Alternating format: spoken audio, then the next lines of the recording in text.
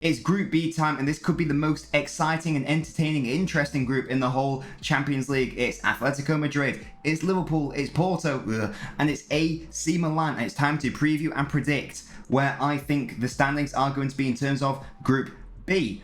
If you haven't already done so, make sure to follow me on Twitch. It's twitch.tv/LNobbins. I do football live streams and watch alongs and general gaming streams, and also just general chit chatting. Make sure to come say hi in the chat if you haven't already followed. If you have already followed, then you are a real one. But you know how you could be even realer by hitting like on the video and subscribing if you are new. That's all of the advertising out of the way. Psych! This video is sponsored by NordVPN. It's not.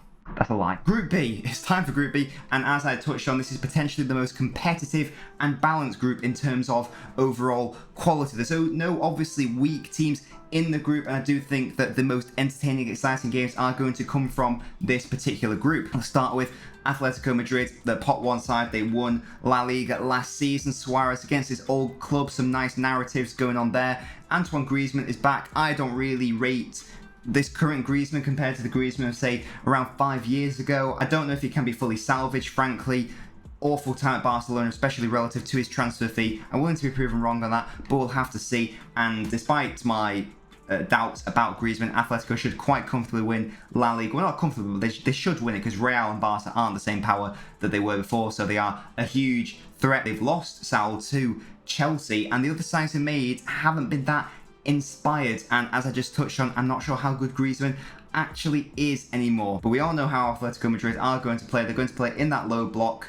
They're going to be incredibly frustrating to play against. Liverpool will struggle to break them down, as they did a few years ago when Atletico actually beat them home and away. And speaking of Liverpool, they have Van Dijk back, which is lovely, but they haven't had the best transfer window, have they?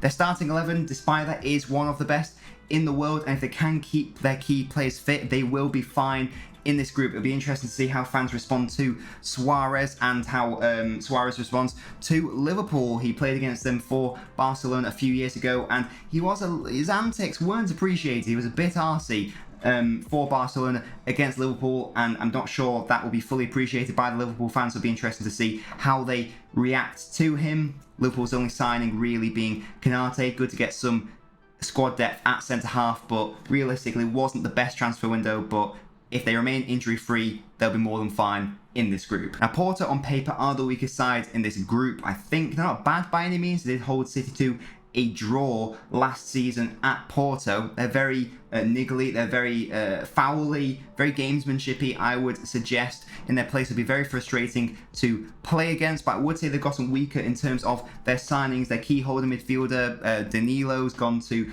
PSG, so I think their squad has actually gone weaker, and there is a risk that they're going to be overrun by the rest of the quality in this group, because pot 4, the team with the most quality in pot 4 was AC Milan, and they were drawn into this already competitive group. Easily the best team in pot 4, and it's so interesting and exciting to see them back in the Champions League. I feel like it's been a minute since we've had AC Milan in the Champions League. I'm pretty sure that's right. Anyway, can't recall them being in the Champions League in recent memory. That's one of the reasons why they're in pot 4, because their UEFA coefficient is low, not being in the competition for so long. And Liverpool and Atletico were really unlucky to get AC Milan, but it is going to make some really interesting fixtures. They came second in Serie A last year, falling behind Inter Milan. They brought Tomori, who's a former Chelsea youngster. Great. Not really an addition, because he was already playing for AC Milan last season.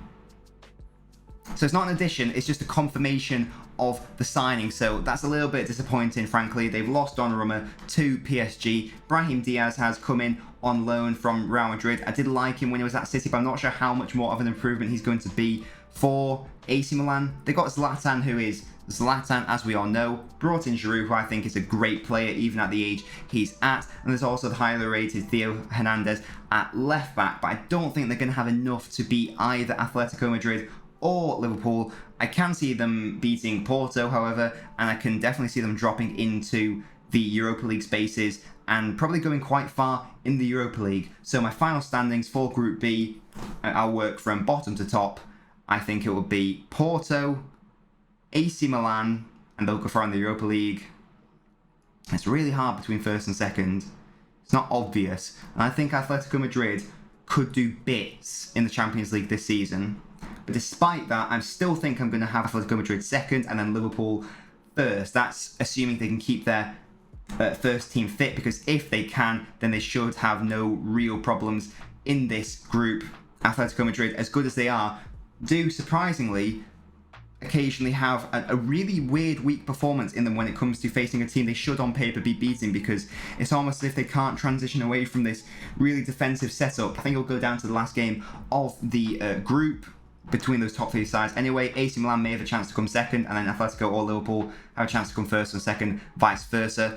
It'll be entertaining though, either way. Hopefully this video was entertaining for you guys. This is the second in the series of 8 videos whilst I'm away on holiday. And I don't think I mentioned at the start, I'm on holiday. These are pre-recorded, so no doubt whilst you're watching this, I'll be indulging in some tap ass, and there'll be lots of ass. You'll love to see it, you really do. And yeah, I will see you next time for the Group C predictions video. Have a good day.